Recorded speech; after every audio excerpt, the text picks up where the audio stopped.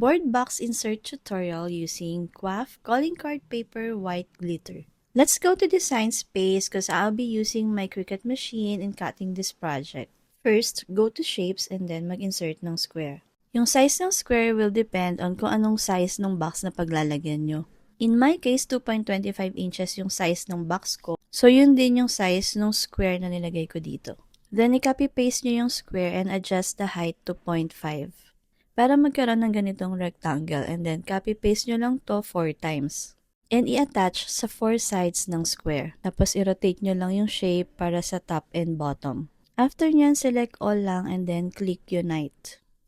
Then go to shapes again and insert a line. Copy-paste 4 times and then position nyo lang kung saan nyo ifo-fold yung board. Make sure lang na ang nakalagay sa kanya ay score at hindi basic kasi pag basic, ikakat yan ng machine. Ang kailangan kasi talaga dito is yung score para ima-mark siya ng machine at madaling i-fold later. Next dito is mag-insert ng circle.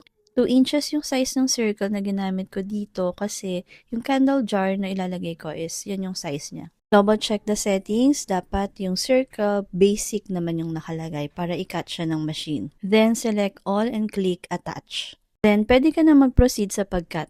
Sa isang A4 size na paper, 6 pieces yung kasya. So, nilayout ko lang dito kung ano yung orientation ng paper ko sa mat. Then, sa base material, click heavy cardboard.